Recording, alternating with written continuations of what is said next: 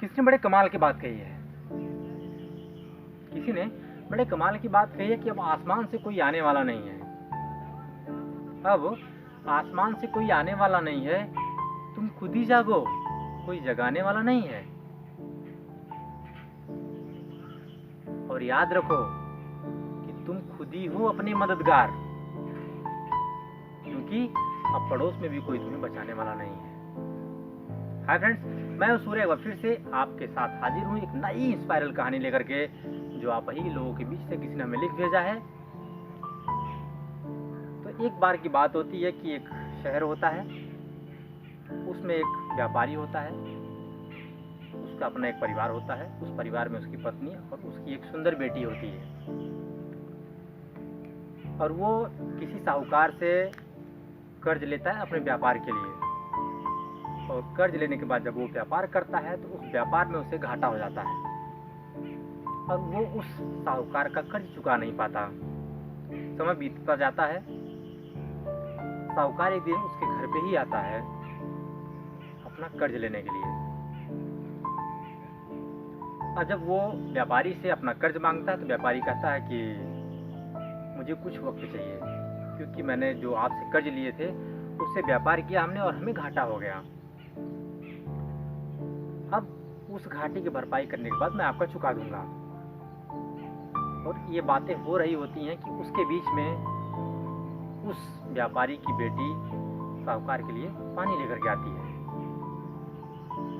और जो साहूकार होता है वो उसकी बेटी को देखते ही उस पर मोहित हो जाता है और उस पर अपना सर्वस्व निछावर करके उसको पाने की चेष्टा करने लगता है। और उसके दिमाग में कई तरह के ख्यालात चलने लगते हैं। और उसी बीच उसके दिमाग में एक सोच आती है कि क्यों ना एक युक्ति की जाए जिससे कि वो व्यापारी मान भी जाए। वो एक शर्त रखता है कि मैं एक बैग में 2 पत्थर डालूंगा, एक काले रंग का और जो दूसरा होगा वो सफ़ेद होगा। तो व्यापारी पूछता है कि इससे फ़ायदा क्या? तो वो कहता है जो काला पत्थर है, अगर आपकी बेटी उस बैग में से काला पत्थर अगर निकालती है तो मैं आपका कर्ज माफ़ कर दूंगा और आपकी बेटी से शादी कर लूँगा।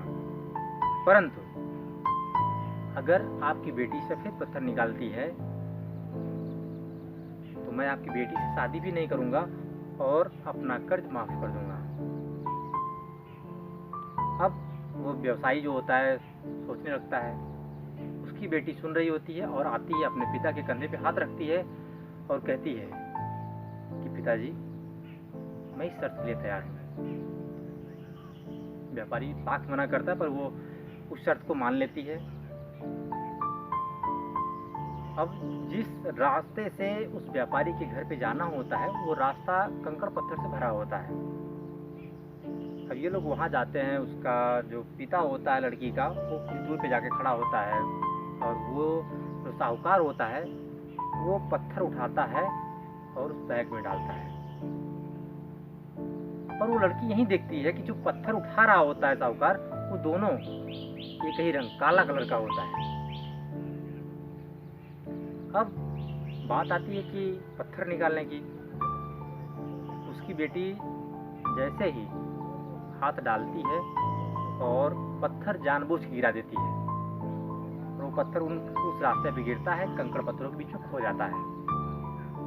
तो लड़की कहती है, ओह, मैं कितना नादान हूँ कि मुझसे एक पत्थर भी नहीं संभल रहा है।